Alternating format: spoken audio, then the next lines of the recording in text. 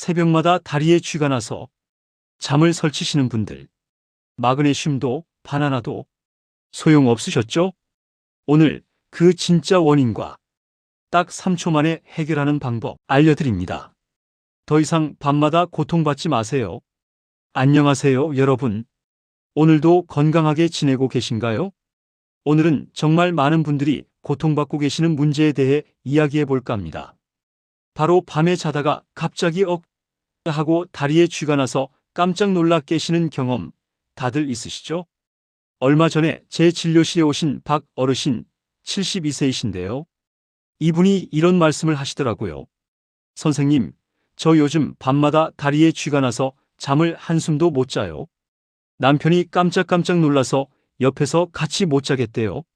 마그네슘도 먹어봤는데 전혀 안 듣고. 혹시 제가 큰 병이라도 걸린 건 아닐까요? 이 말씀 들으시면서 나도 그런데 하신 분들 계실 거예요. 맞죠? 그래서 약국 가서 마그네슘 사드시고 바나나도 열심히 드시고 그런데 전혀 나아지지 않으시죠? 여러분, 오늘 제가 아주 중요한 말씀 드리려고 합니다. 잘 들어주세요.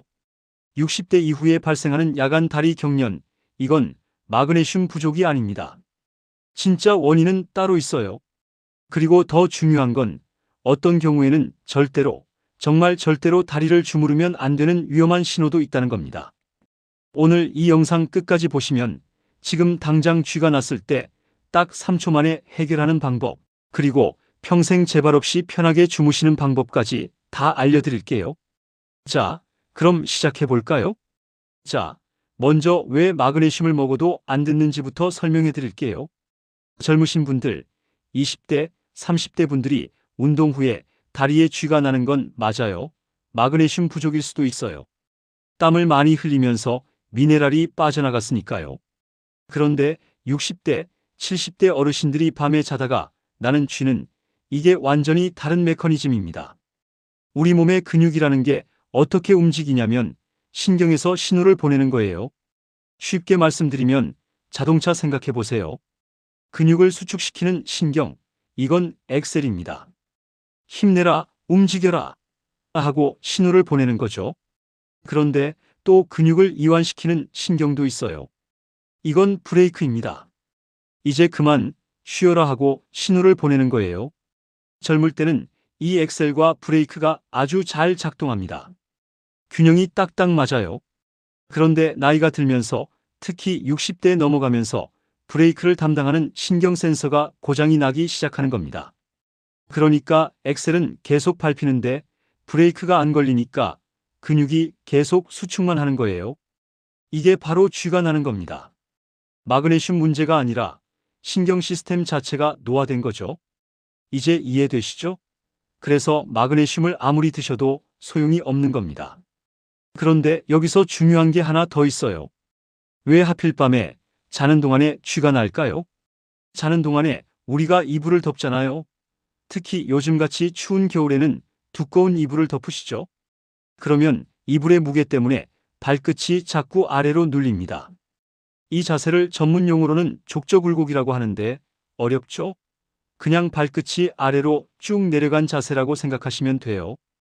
이 자세에서 종아리 근육은 계속 수축된 상태로 몇 시간을 있는 겁니다. 그러다가 노화된 신경 센서가 완전히 오작동을 일으키면서 하고 갑자기 쥐가 나는 거예요. 자, 그럼 이제 진짜 원인을 아셨죠? 마그네슘이 아니라 나이 들면서 생기는 신경 시스템의 노화, 그리고 수면 중 자세. 이 두 가지가 합쳐진 겁니다.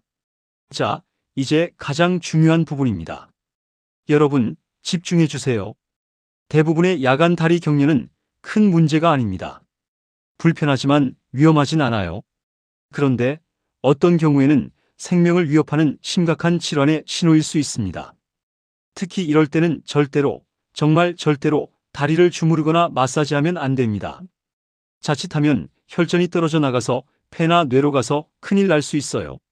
지금부터 말씀드리는 세 가지 증상 중에 하나라도 해당되시면 119 부르시거나 다음날 아침 바로 병원 가셔야 합니다.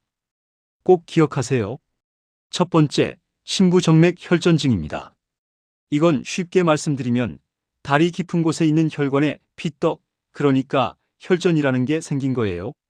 이게 막히면서 통증과 붓기가 생깁니다. 이걸 어떻게 구분하느냐? 세 가지만 체크하세요. 첫째, 한쪽 다리만 붓습니다. 양쪽이 아니라 딱 한쪽만요. 왼쪽만 붓거나 오른쪽만 붓거나. 둘째, 그 다리가 뜨겁습니다. 손으로 만져보면 다른 쪽 다리보다 확실히 열감이 느껴져요. 셋째, 빨갛게 변하거나 피부색이 달라집니다. 지금 여러분 한번 해보세요. 양쪽 종아리를 만져보세요. 한쪽만 유독 뜨겁고 붓고 그러면 이건 단순한 쥐가 아닙니다. 왜 이게 위험하냐면 이 혈전이 떨어져 나가면 혈관을 타고 쭉쭉 올라가서 폐로 갈 수 있어요. 폐색전증이라고 해서 갑자기 숨을 못 쉬게 되는 아주 위험한 상황이 됩니다. 그래서 절대로 주무르면 안 됩니다. 주무르면 혈전이 떨어져 나갈 수 있어요.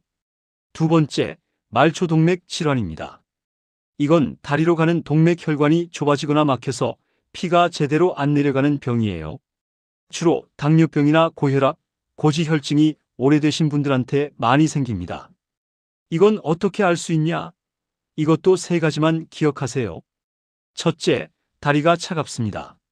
피가 안 내려가니까 차갑죠? 손으로 만져보면 얼음장처럼 차가워요. 둘째, 피부색이 창백하거나 푸르스름합니다. 핏기가 없어 보여요. 셋째, 발목이나 발등에서 맥박이 잘 안 잡힙니다. 지금 한번 해보세요. 발목 안쪽, 복숭아뼈 바로 뒤쪽을 손가락 2개로 살짝 눌러보세요. 톡톡톡, 맥박이 느껴지시나요? 만약 한쪽은 맥박이 잘 잡히는데 다른 쪽은 거의 안 느껴진다? 이것도 위험 신호입니다. 이 경우도 마찬가지로 함부로 주무르면 안 됩니다. 혈관이 이미 좁아진 상태에서 자극을 주면 더 악화될 수 있어요. 바로 혈관외과 가셔야 합니다. 세 번째, 하지불안 증후군입니다. 이건 좀 특이한데 쥐가 나는 게 아니라 다리 안쪽에서 뭔가 벌레가 기어가는 것 같은, 간지러운 것 같은, 뭔가 불편한 느낌이 계속되는 겁니다. 그래서 가만히 있을 수가 없어요. 자꾸만 다리를 움직이고 싶고, 걷고 싶고, 주무르고 싶고 그래요. 이걸 구분하는 방법은 간단합니다. 첫째, 통증이 아니라 불편한 느낌입니다. 아픈 게 아니라 뭔가 이상하고 답답한 느낌이에요. 둘째, 가만히 있을 때 특히 심합니다.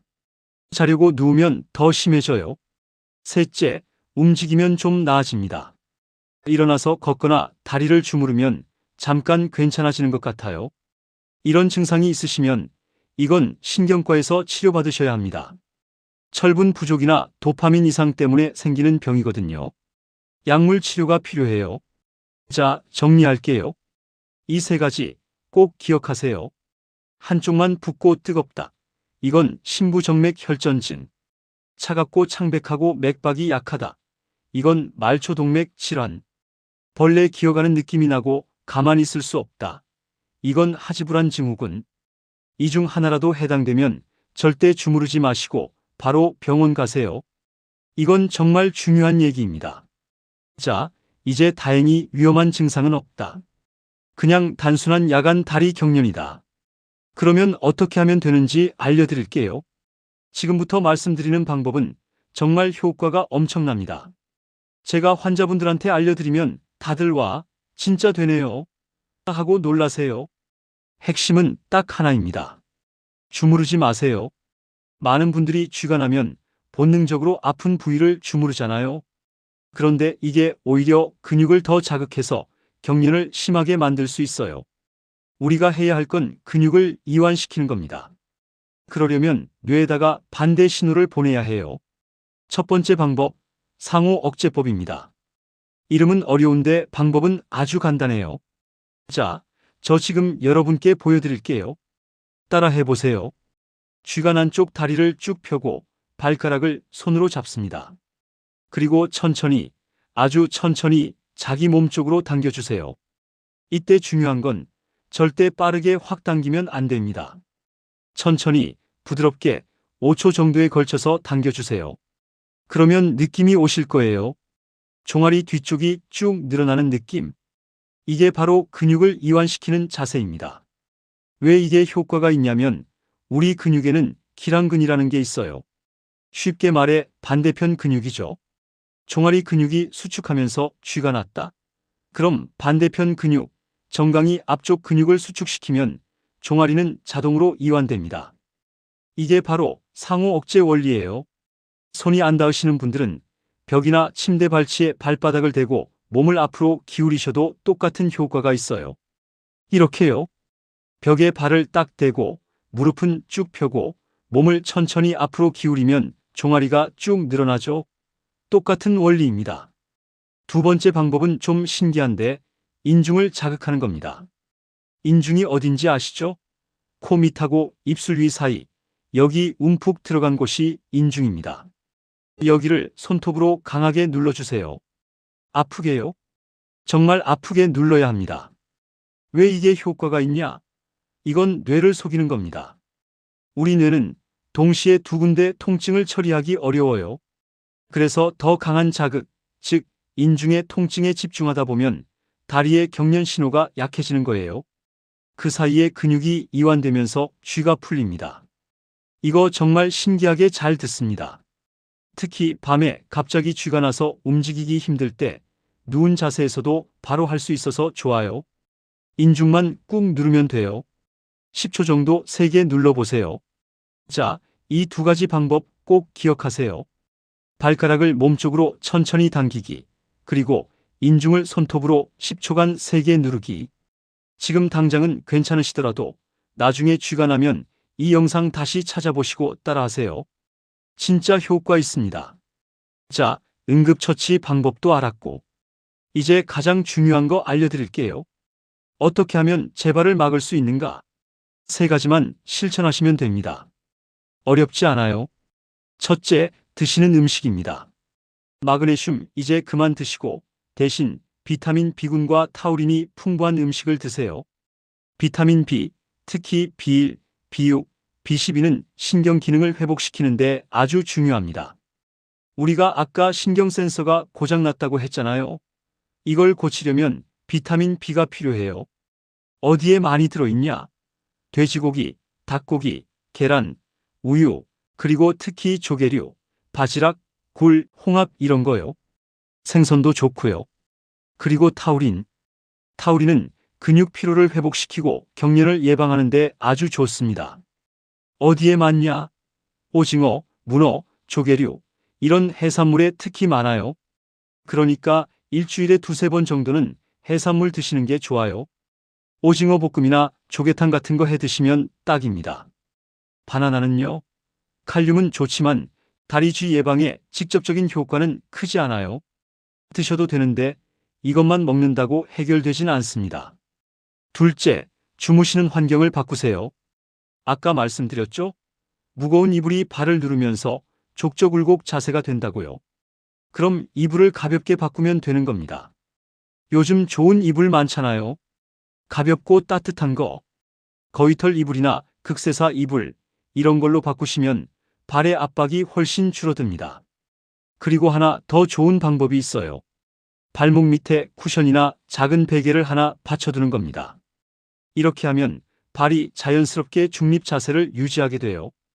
발끝이 아래로 쭉 내려가는 게 아니라 살짝 올라온 상태가 되는 거죠. 이게 정말 효과가 좋습니다.